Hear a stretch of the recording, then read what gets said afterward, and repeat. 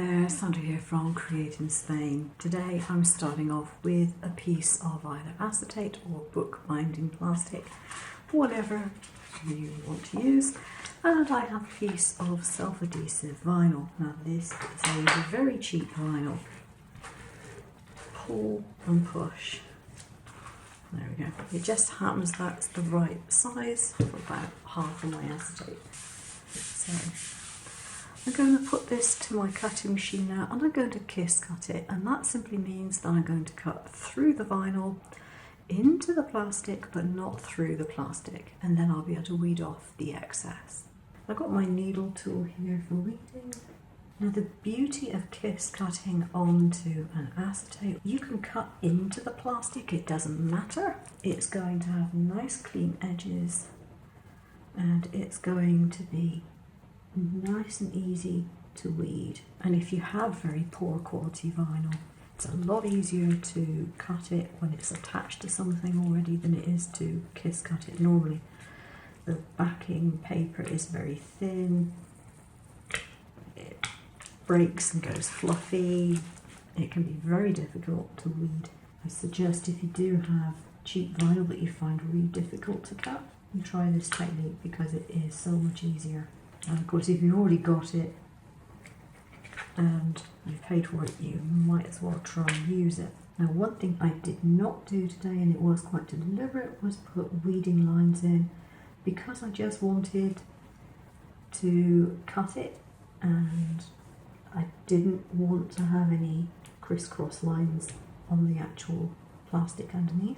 And this meant it didn't matter if my blade pressure was a bit high. I didn't have to worry about it being accurate. I knew using a half cut on the Brother Scanning Cup, it wasn't going to cut through the material completely.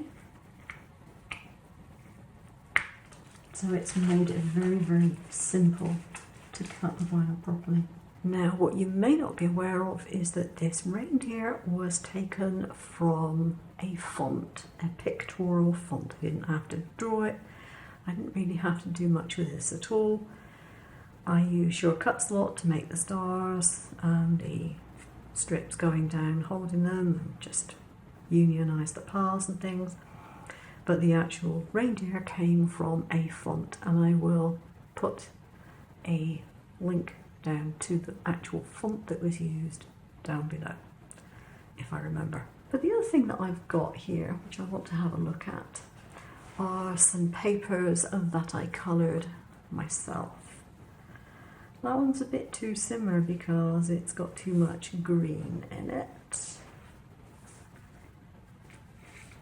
So the blue one would be quite nice underneath it, as indeed would that one. So yes, I think I might well put this one. I think this one's too pale. I think this might be a much better option for making it show up. This is a tearaway fabric stabilizer for embroidery. I've got a load of this, got some years ago, and it's really good stuff because it's designed to stand up to being washed. So you can get it as wet as you like. So you can use alcohol inks, you can use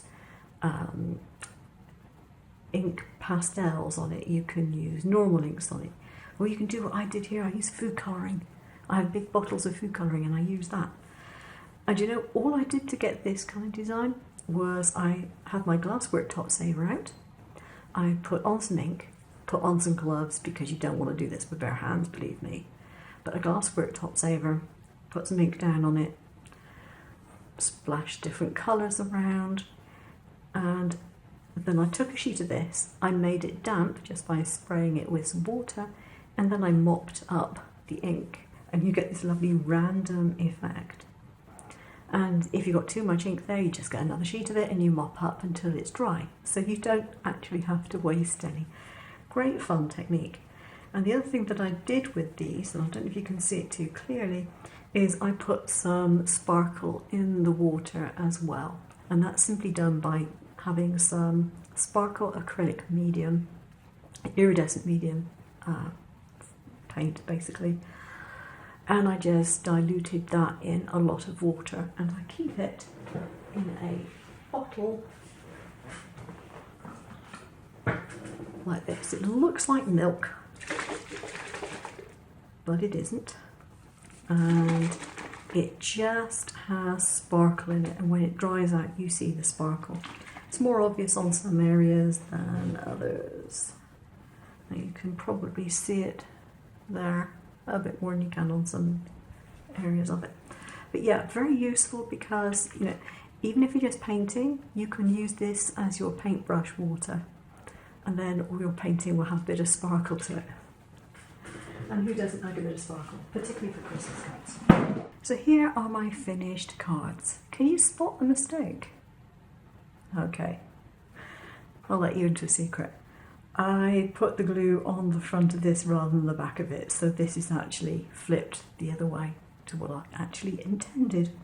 But there we go. If nobody was told, nobody would know. So this is the second of the designs that I did. And again, it's done with a font. The cats are from a font. The stars are normal star shapes. So this just goes to demonstrate how well you can use fonts if you want to, and if you look for the right ones. Silhouette fonts are great because they require very little work. And I'm very happy with the choice of the card and the colour. This was just a pattern card that I had in my stash in small pieces, and you saw what that one was actually made of. Now the other thing that I've done with these cards, because I felt why not, is I've actually made them into Christmas postcards, more or less. They just have a little stand on the back. You can write your message on this piece without any difficulty, unless you want to write a very long message. I wouldn't write it on here because it may show through on the card in front. But basically it'll stand up nicely, and it costs less money to make and less money to send, possibly because it will be that much lighter. I didn't see an awful lot of point in putting this onto a card base because there wasn't any room around the edges to add any extra space, unless I was going to make it a larger card, which I didn't want to do. So that was the plan when I designed this. If you want to do it a traditional way, then you can always make the design a little bit smaller and then have your offset card underneath. So the only other thing left to do with these is to add a sentiment if wanted.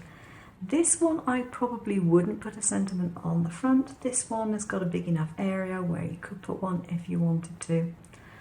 And maybe add a couple of gems if you wanted to add a little bit of sparkle. But it's a couple of nice, easy to make Christmas card designs, and it doesn't take an awful lot of material to make it.